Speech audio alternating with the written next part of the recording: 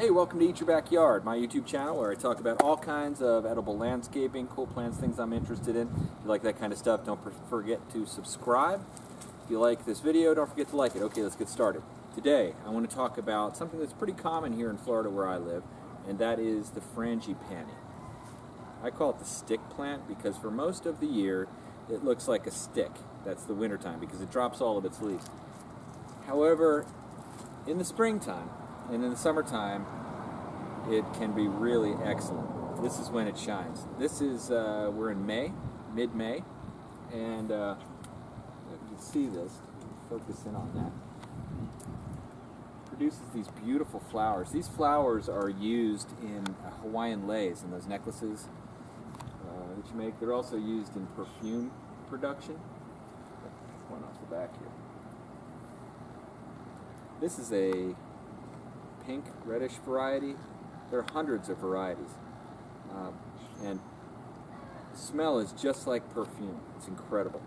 And what you do to make a necklace out of this is just take a needle with thread and just you thread it through this center point, and you just make.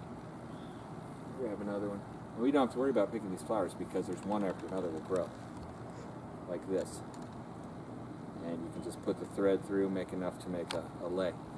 Or you just put them in your. But anyway. Man, that smells so good. You can see this one has a little bit of a yellow center to it. I've got about 15 varieties in my yard. Okay, so the tendency in my neighborhood is that people grow way too many of those. And, you know, I'm one of those people. I've grown too many of them. And the reason is they're so easy to grow. I would say they are the easiest possible plant to grow from a cutting, besides maybe the great Dracaena, which I've also overgrown the Dracaena in my backyard. Front yard. Here's how you do it. It couldn't be easier, and it almost seems foolish to describe it, and that is that you simply cut it, let it dry for a few days, 5 days. In fact, you know, that's a technicality. I do that, but I don't think that's really necessary. I've heard that it will rot when you plant it if you don't let it dry, but yet I've planted them straight off the cutting, and they still grow. So anyway, you take it, and now this particular one was grown from a 7-foot-long cutting. Now, if you think about that for a second, that's like a whole tree branch that I just jammed in the ground. And I've trimmed it back over the years and shaped it and trimmed it. But the point is, after you take the cutting, you simply jam it in the ground and you water it.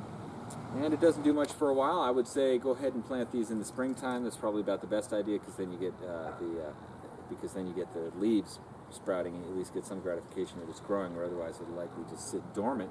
But it'll grow these little leaves on them and eventually flowers, and here you go. So the Frangipanni, it's really an incredible, great plant, and I'd encourage you to explore it. You know, maybe I'd caution you to not do exactly what I did in this case, which is to overgrow it, but I know that in my case my kids like to pick them, they like to smell them, they like to do all kinds of things with the flowers, so it's a fun plant. You know, sometimes you eat your backyard, sometimes you even smell your backyard, and this is a good example of it. Okay, so if you like this video, you like to see other videos like this about the kind of things that I do and I'm interested in horticulturally, then go ahead and subscribe to Eat Your Backyard. And if you like this video, don't forget to like it. So thanks for watching.